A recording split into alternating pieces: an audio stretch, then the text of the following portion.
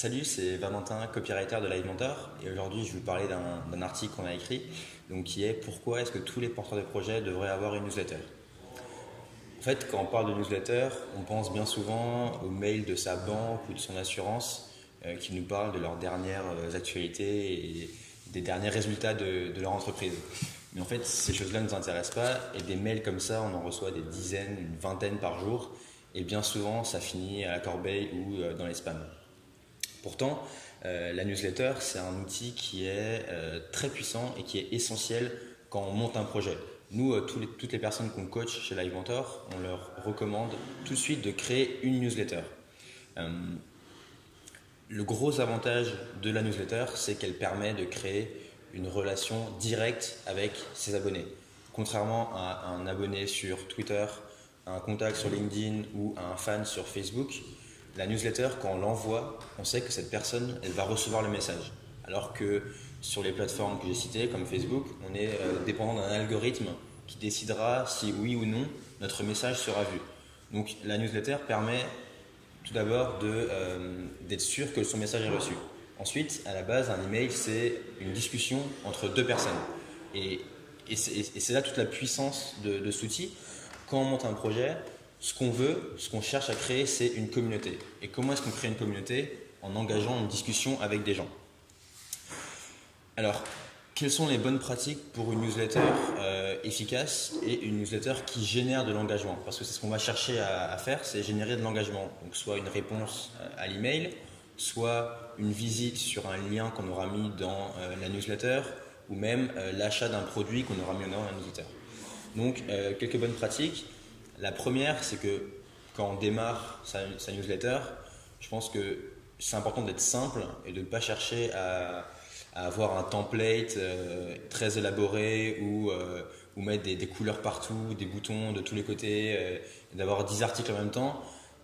Cherchez la simplicité, une newsletter, un email, un message. Essayez de suivre toujours ce schéma. Deuxième conseil, c'est toujours essayer de déclencher une conversation. Donc essayez de faire en sorte que les gens vous répondent. Pour ça, il y a des techniques très simples qui consistent à poser des questions. Donc on peut demander un avis au lecteur, on peut lui demander de nous raconter un problème qu'il a ou un événement qui a eu lieu dans sa vie. Donc de cette manière, on va le pousser à nous répondre et donc à engager une discussion avec lui et à créer un lien, parce que c'est ça qu'on veut faire. Le troisième conseil, c'est d'être personnel au maximum avec la personne.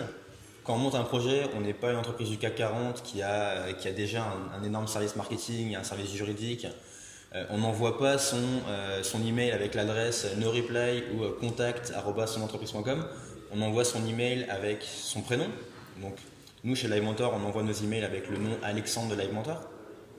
C'est super important.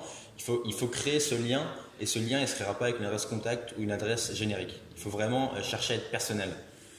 Et puis, en fonction de votre cible, vous pouvez la tutoyer, vous pouvez la vouvoyer, lui parler directement. C'est très important. Le dernier conseil qu'on donne, qui est également très important, c'est d'être le plus régulier possible dans l'envoi de newsletter.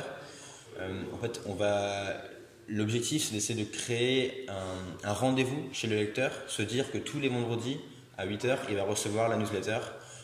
Il va recevoir un article, un contenu, un email très travaillé sur un sujet qui le passionne et qui l'intéresse.